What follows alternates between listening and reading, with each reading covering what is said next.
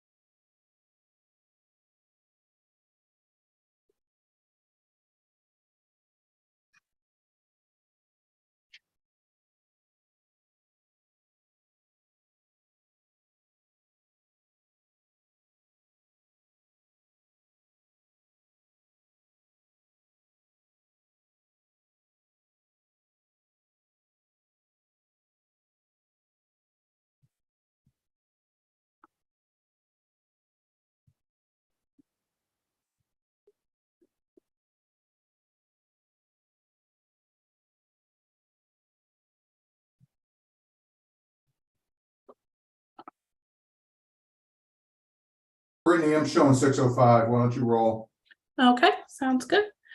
Good evening, everyone. My name is Brittany Copeland, and I am the Board Legal and Committee Liaison. Thank you for joining us tonight.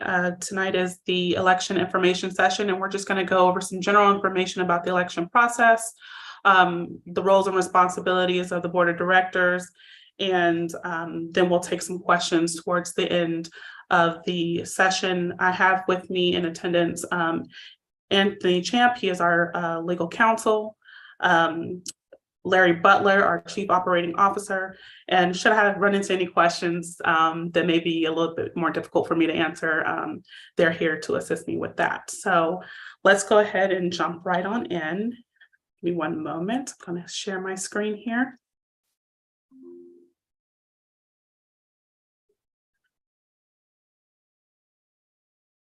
Okay. So again, tonight is the election information session.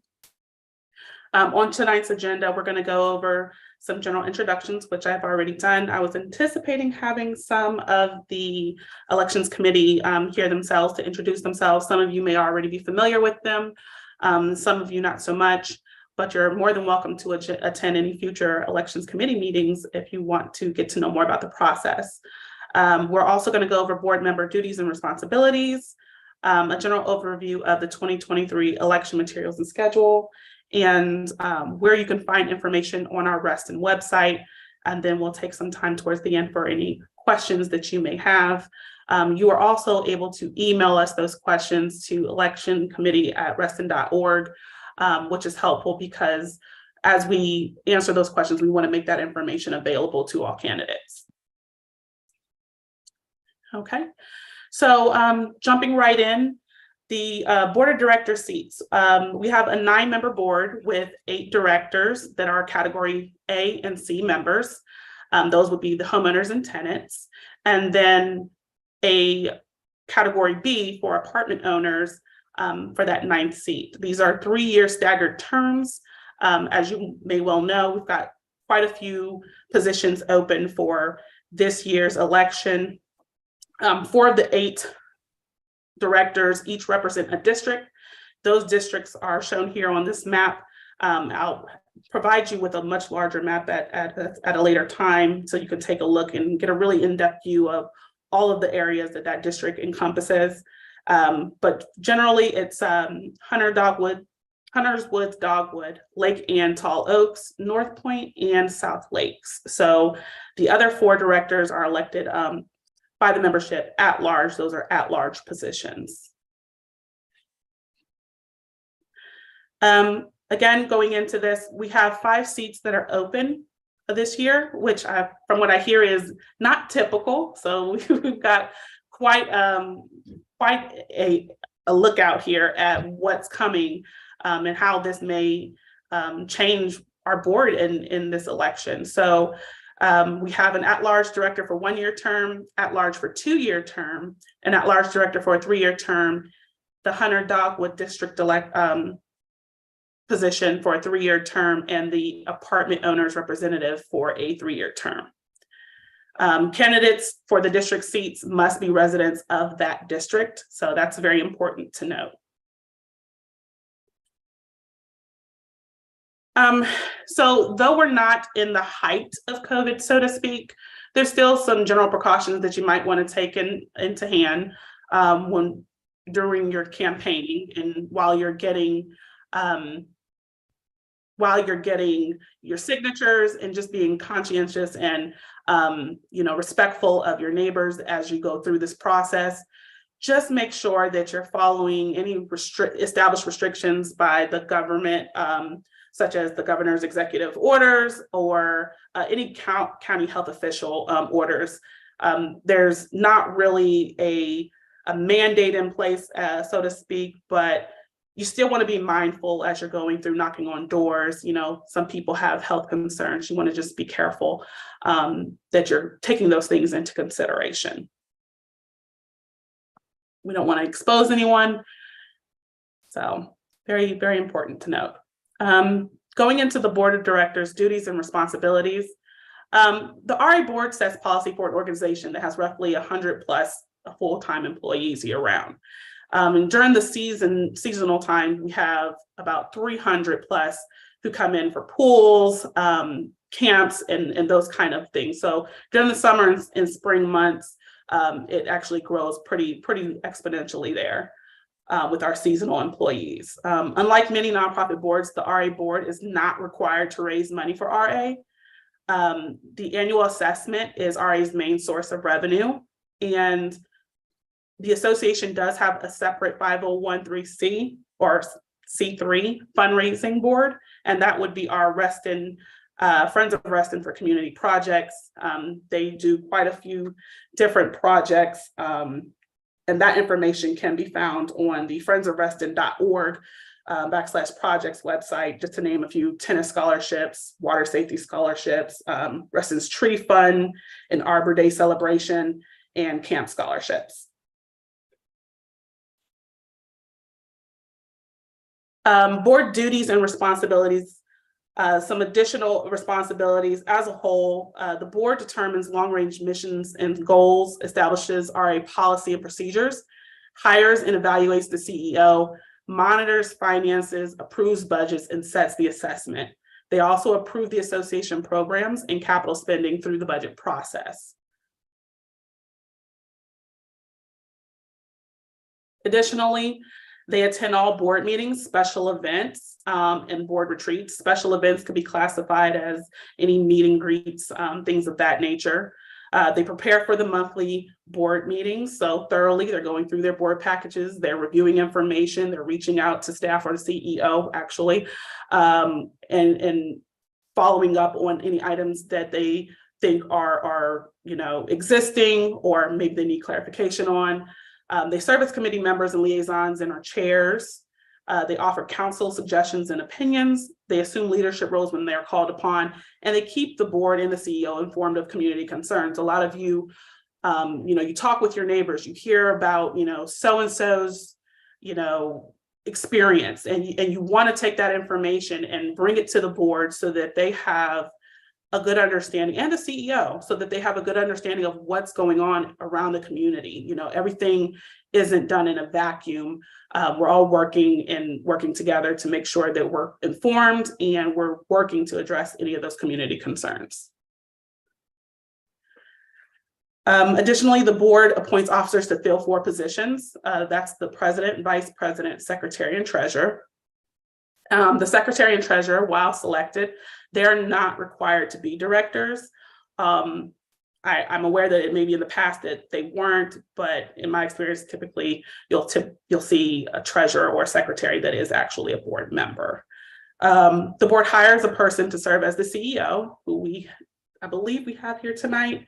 Matt Cummins is our CEO, and he oversees the operation of the association with no voting authority. Additionally, in carrying out its duties, the board looks to the committees to advertise, right?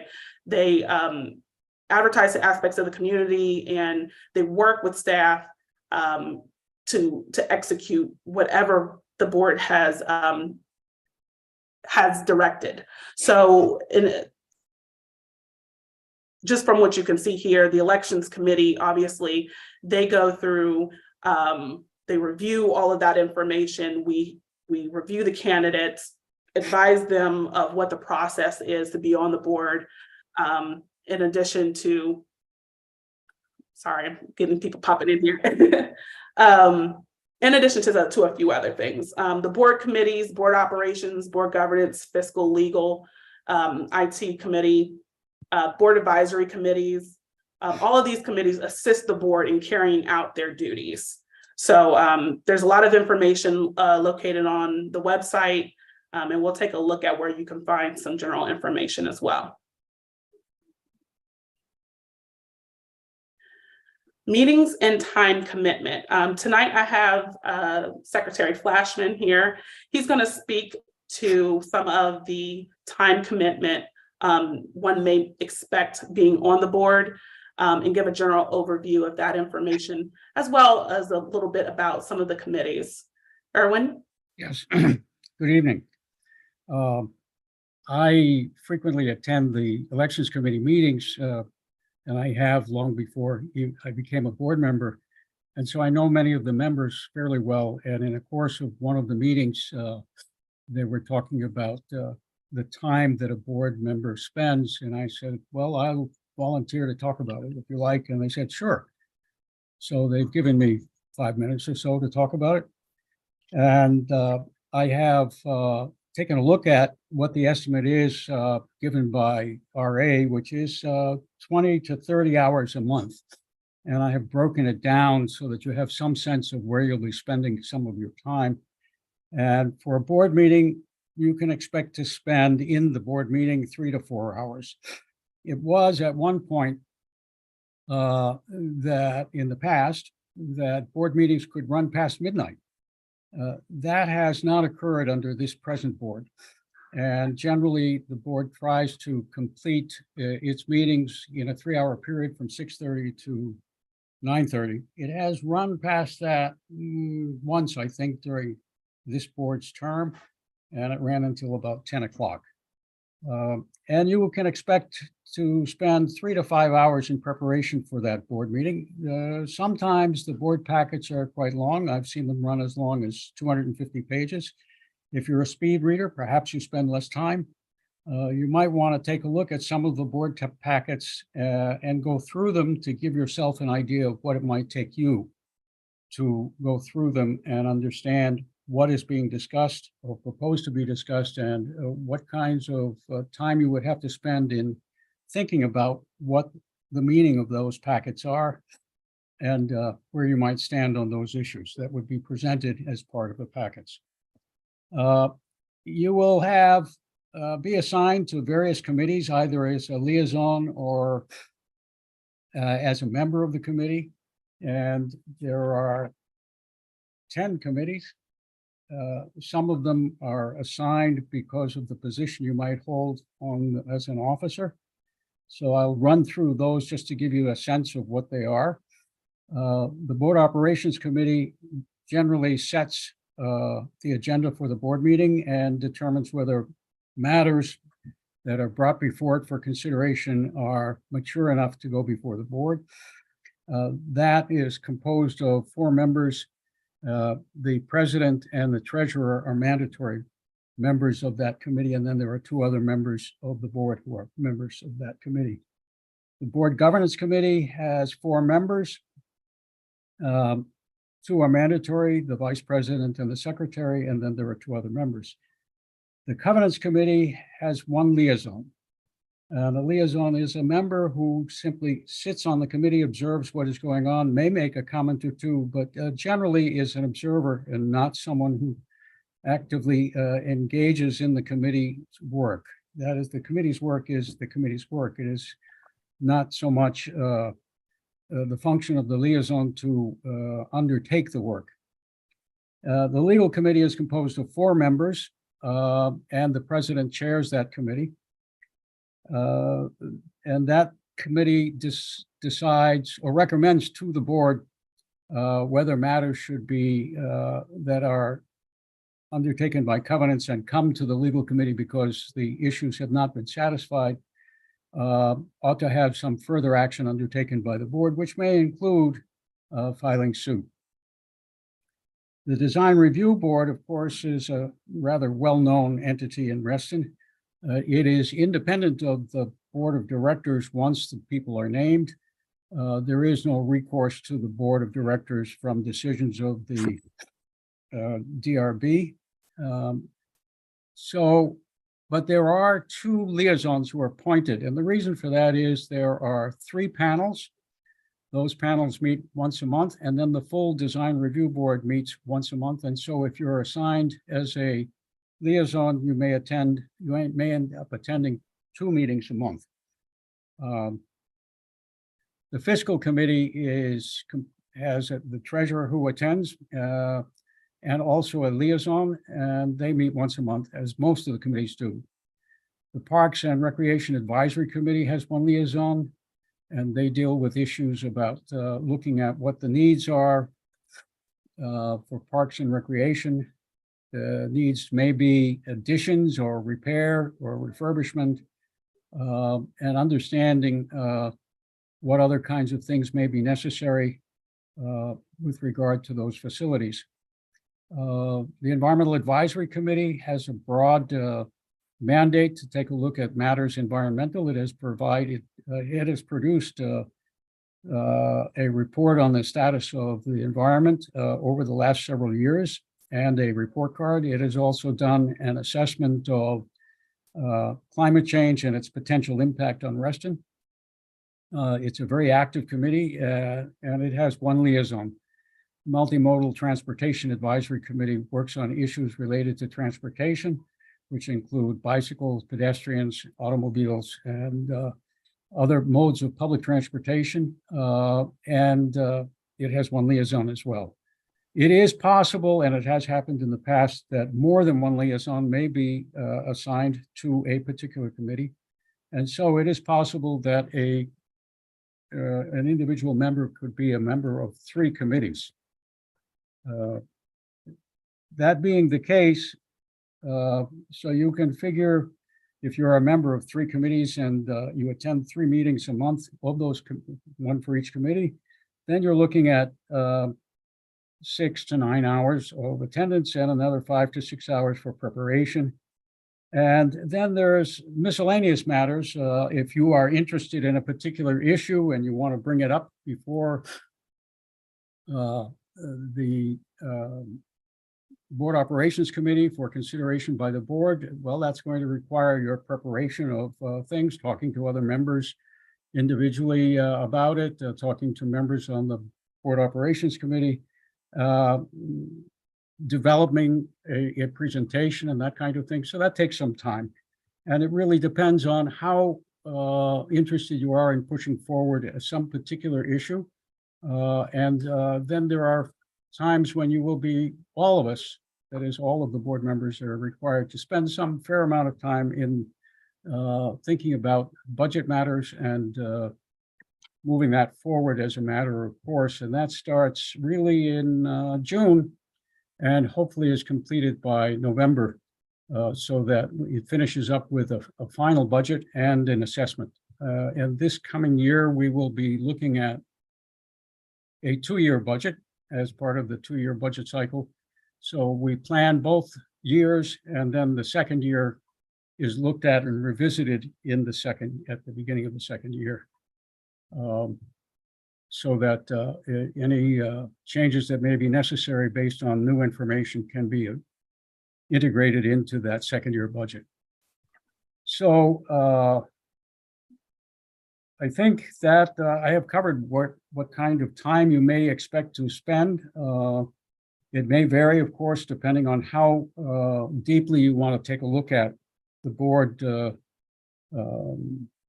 and committee agendas and the materials that accompany them.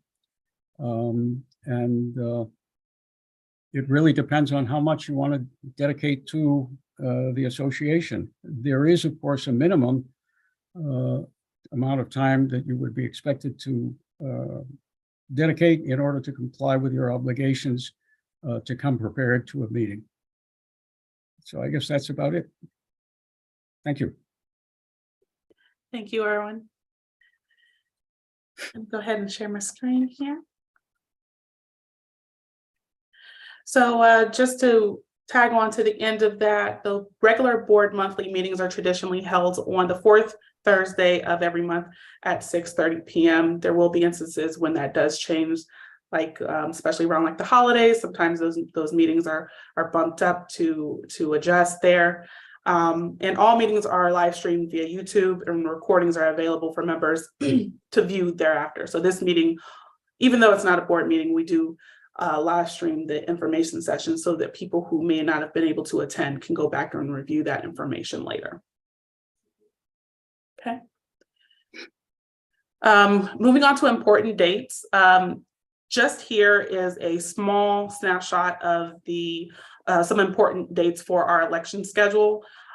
So you just want to be mindful of these dates. This information also will be sent out to the candidates who attended this meeting tonight. So if you want this information, please make sure that you send me a message in the chat, provide your name, the position that you're running for, and your email address so that I can get that information over to you. You can do that at any time, or you can wait until the end of the meeting, whichever you prefer. But just in general, the elections committee meeting on the 31st, February 2nd, candidate photos are going to be taken for the ballot. February 7th is the orientation session for candidates. It's going to go over an overview of the election rules, position on the ballot that's determined, and you'll receive a copy membership list for the campaign use. So that information will all be disseminated to you at that time. February 7th, also an overview of RA governance by executive staff. And then that 27th of February is the candidate forum. So just important dates to stick in your mind so that you don't forget. Again, I'll be sending this information to you once provided with your information so that you can pin that, put that in your calendar and make sure you don't miss anything important. Validating the candidacy forms. So the Elections Committee validates candidate filings based on the bylaws. Just to kind of go over, candidates file a petition of candidacy, whether it be an at-large or a district seat, but not both, with the secretary or chair of the Elections Committee by the date set by the Board of Directors. The petition is signed by members, not less than 25 different households who are eligible to vote for such seat.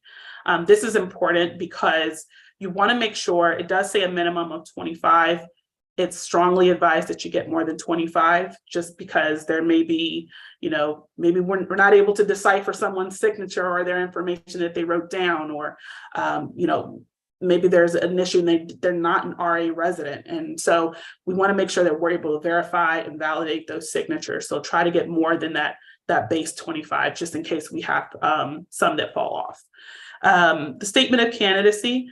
Candidates shall also file a signed statement of candidacy, which includes his or her name, real property address, and director seat sought. So that's very important. That information is what we use to send out to members. And so general information that you don't want advertised, you may not want to put that information there, but why you're running for the board and your general information would go on this candidacy form, your goals, things of that nature. Eligibility. No person shall be eligible for election to serve as a member of the board unless such person is a member. So you have to reside within Reston, and you have to be current on your assessments. And we don't want you to be in a position where you may have any current or open violations or anything that would have to go to legal or covenants. So just be mindful of that when you're putting your hat in the ring. Where to find information about the board of directors and the election process. So all of that information can be found online. You're going to go on to reston.org under About RA, where it says Board of Directors, and that will take you into a general overview of information about the board of directors, what they do, the roles and responsibilities, and things of that nature. When you're looking for meeting information, there's also a section to access applications, agendas, videos. It'll say click here and it'll take you straight into that link where you can access all of that information. The board's public Dropbox folders allows members to access board meeting materials, minutes, links to videos, and past meetings. So it's a very handy tool if you want to reference something that may have happened in the past, or you just want to kind of bring yourself up to speed so that you're familiar.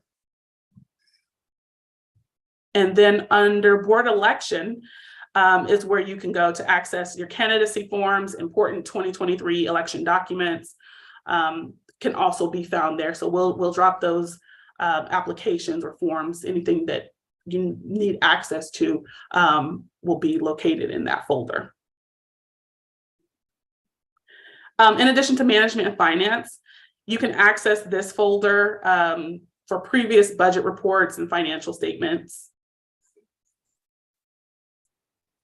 And where to find it, management overview, just kind of gives a general overview of our RA senior leadership team, who to contact if you're looking for a specific person.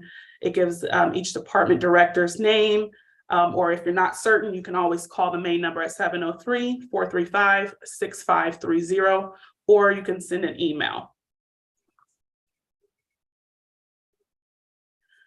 And then now, I believe we're nearing the end of our presentation. It's time for questions and answers. Again, you can email us online at electionscommittee@reston.org. So if you have general questions, please do send them to that email address, or you can give us a call at 703-435-6530. And so I'm going to open the floor to those who may have questions. Please raise your hand so that we're not talking over top of each other. Any questions? You can also message me in the chat.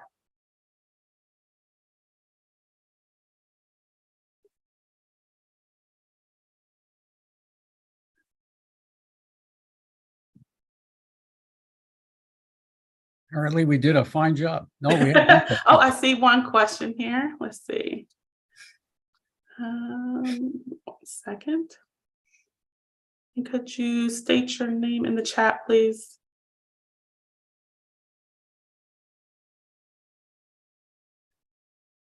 Just unmute herself. Oh, there you go. There you go. Thank you, everybody. My name is Washa. I just had one quick question. And yes, Erwin, you did a great job with the presentation because I only had one question. But is the requirement for signatures to run 25, you mentioned? Yes. Okay, thank you. I just wanted to make sure I heard that properly. Yes. If I may, I'd like to add that it's 25 households. So if you Got get it. 2 signatures from the same household, it counts only for 1 household. Important clarification. Thank you. Do we have any additional questions?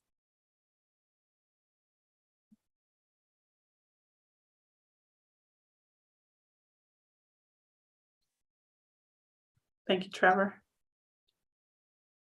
Let's see, I don't see any additional hands raised. Again, if you could message me with your name, your email, and your address, I can get the elections materials over to you, just this package in general, just in case you attended or came in at the last moment, you might have missed some of what we discussed. This is good information for you to have. So please feel free to message me, or you can email me directly. My email is bcopeland, that's B as in boy, COPELAND @reston.org, or you can email us for general questions at electionscommittee@reston.org. Let's see. All right, I don't see any additional questions and I don't see an additional hands raised. Thank you so much, everyone, for attending. And again, if you have any questions and they don't come to you later, please feel free to reach out to us. We're more than happy to help. And I want to thank Erwin for attending tonight. Thank you so much, and for everyone else who attended as well. You're welcome. Thank you. Have a good evening, everyone. Good night to all. Bye.